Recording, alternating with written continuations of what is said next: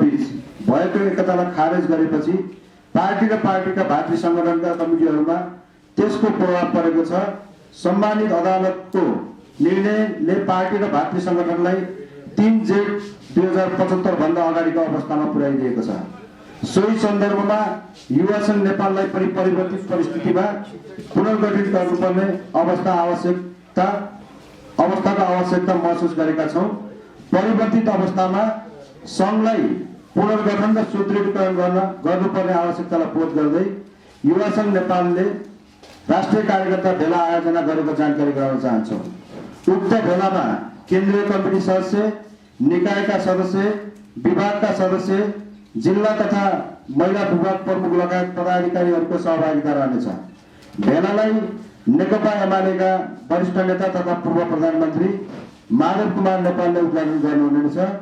भेलाले संगठनका आगामी कार्यदिशा तय गर्नेछ।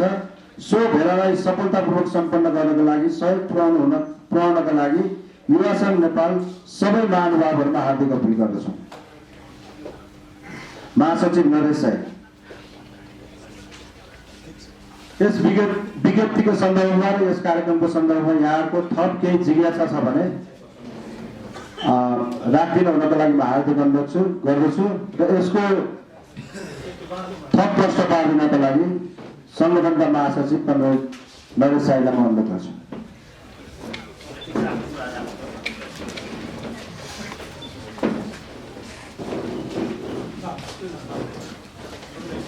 धन्यवाद कृष्ण कमरेड। यस कार्यक्रमको अध्यक्षता गरिरहनुभएका हाम्रो संगठनका उपाध्यक्ष कमरेड, हाम्रो संगठनका मेरा सहयोगी कमरेडहरू र खास गरिकन आजको यस पत्रकार सम्मेलनमा उपस्थित पत्रकार मित्रहरू, म हार्दिक न्यानो अभिवादन व्यक्त गर्न चाहन्छु। नेपालको राजनीति नयाँ बाटोबाट अगाडि बढिरहेको छ।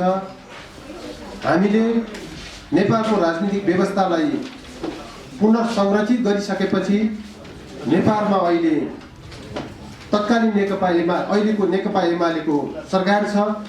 तत्कालीन नेकपा जुन नेपाल कम्युनिस्ट पार्टी माओवादी केन्द्र र नेकपा एमालेको सामूहिक अथवा कार्यगत एकताले हामीले चुनावमा गरेको प्रतिस्पर्धाबाट विजय प्राप्त गरेपछि त्यसको जगमा अहिलेको सरकार अगाडि बढिरहेको छ। त्यसको जगमा बीचमा हाम्रो पार्टी एकताका प्रयत्नहरू भए।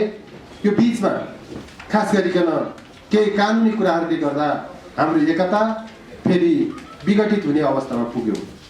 यसको सन्दर्भ मैले यो सन्दर्भ तपाईँहरूको बीचमा उठाइरहँदा आज नयाँ परिस्थिति अथवा सिङ्गो युवा आन्दोलनलाई पुनर्गठित गर्नुपर्ने एउटा परिस्थिति आइपुगेको छ, जसका लागि तपाईँहरूको बीचमा हामी पत्रकार सम्मेलन आयोजना गरिरहेका छौँ। तपाईँहरूलाई विदितै छ, भर्खरै मात्रै सर्वोच्च अदालतले तत्कालीन नेकपा माओवादी केन्द्र र नेकपा एमाले बीचको भएको एकतालाई केही प्रक्रियागत त्रुटि रहेको भन्दै उले फैसला गरिदियो र हाम्रो एकतालाई चाहिँ विघटन गरिदियो। यद्यपि सर्वोच्च अदालतको त्यो फैसलामा हाम्रो असहमति छ, तर हामी कानुनी सर्वोच्चता मान्ने राजनीतिक पार्टी र त्यसका कार्यकर्ता भएको कारणले हामीले त्यसलाई स्वीकार गरेका छौँ। जब सर्वोच्च अदालतले हाम्रो एकतालाई विघटन गर्यो अथवा 2075 जेठ 3 गते भएको एकतालाई विघटन गरिसकेपछि हामी 2 गतेको समयमा पुगेका छौँ। हाम्रा पार्टीका संरचनाहरू, हाम्रो संगठनका संरचनाहरू 2075 जेठ 2 गतेको समयबाट अगाडि बढाउने हामीले अभियान सुरु गरिरहेका छौँ र त्यसका कार्यक्रमहरू भइरहेका छन्।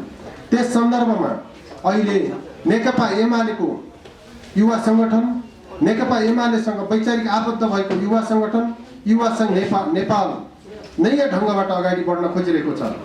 त्यो युवा संघ नेपालले आफ्नो यात्रा नयाँ ढङ्गले अगाडि बढाउने एउटा अभ्यास अथवा जमर्को गरिरहेको बेला हामीले भोलि 77 जिल्लाबाट प्रस्तुत हुने गरिकन राष्ट्रिय युवा भेलाको आयोजना गरेका छौँ। त्यो राष्ट्रिय युवा भेलाले राष्ट्रिय कमिटीको निर्माण गर्नेछ। त्यो राष्ट्रिय युवा भेलाले सिङ्गो नेपालको युवा आन्दोलनको नयाँ दिशा तय गर्नेछ र नेपालको विकास र समृद्धिको बाटोमा त्यसले एउटा इँटा थप्नेछ र कोसेढुङ्गा साबित हुनेछ।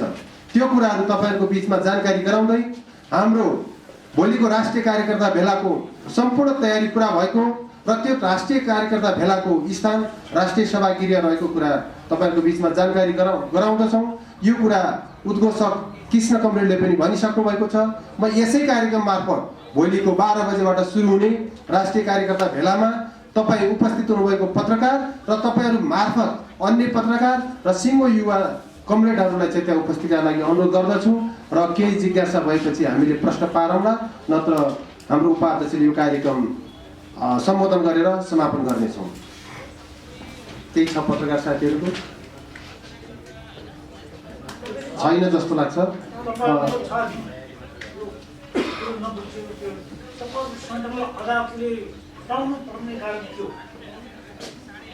भन्नाले के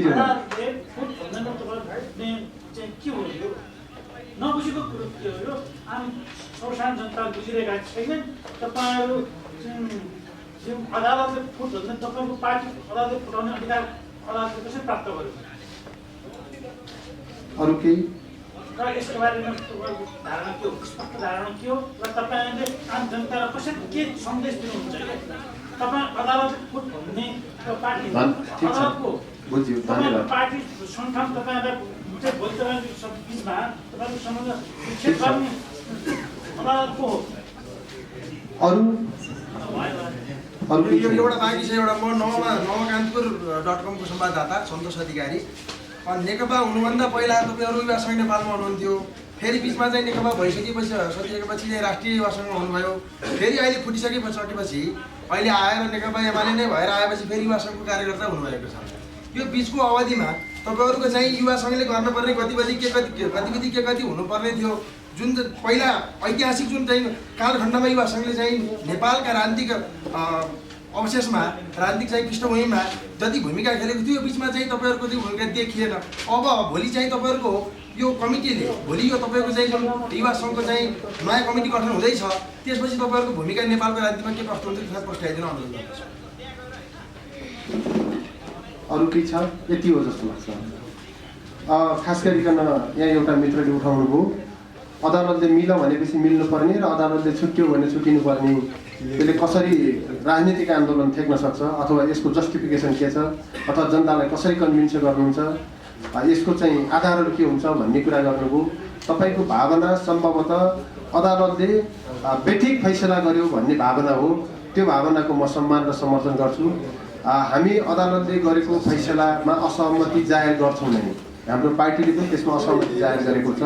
यद्यपि संसदीय सर्वोच्चता, कानुनी सर्वोच्चता, लोकतन्त्र, आवधिक निर्वाचन, मानवाधिकारको सुनिश्चितता मान्ने र हाम्रो त्यो आदर्श मान्यता भएको कारणले अदालतले गरेको फैसला हामीले चाहिँ स्वीकार्नु बाध्यता छ।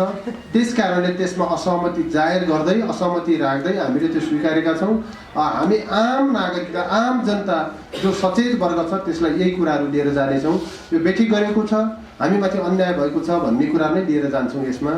दोस्रो कुरा, यो बिचमा युवाहरूले सम्पन्न गर्नुपर्ने आफ्नो कार्य जिम्मेवारी अथवा भूमिका जे थियो त्यो भएन कि, राजनीतिक आन्दोलनमा उनीहरूको गतिविधि ठिक ढङ्गबाट मुभ हुन सकेन कि भन्ने जुन कुरा उठेको छ त्यो साँचो हो। खास गरिकन 2075 जेठ 2 गते अथवा 3 गते नेकपा एमाले र नेकपा माओवादीको बिचमा एकता भइसकेपछि एकता पश्चात राष्ट्रिय युवा सङ्घ नेपाल भनेर हामीले दुईटै हिजो हाम्रो युवा सङ्घ नेपाल र वाइसिएल नेपालको एउटा संयुक्त सङ्गठन राष्ट्रिय युवा सङ्घ नेपाल बनाएका थियौँ। अस्तिको सर्वोच्च अदालतको फैसलाबाट फेरि पार्टीको एकतालाई विघटन गरिदिइसकेपछि हामी त्यो 2075 जेठ 3 गते भन्दा अगाडिको समयमा पुगेका छौँ। त्यो भनेको साबिक माओवादी केन्द्र र साबिक एमाले छुट्टा छुट्टै हुनुपर्ने स्थिति आयो। त्यसको जनसङ्गठनहरू पनि छुट्टा छुट्टै बन्नुपर्ने भयो। खास गरिकन नेकपा एमालेको युवा सङ्घ र नेकपा माओवादीको वाइसिएल हामी छुट्टा छुट्टै भएका छौँ र अहिले यो बिचमा चाहिँ नेकपा एमालेको युवा सङ्घ गठन भएको छैन। 2075 जेठमा जुन कमिटी थियो त्यही कमिटी छ।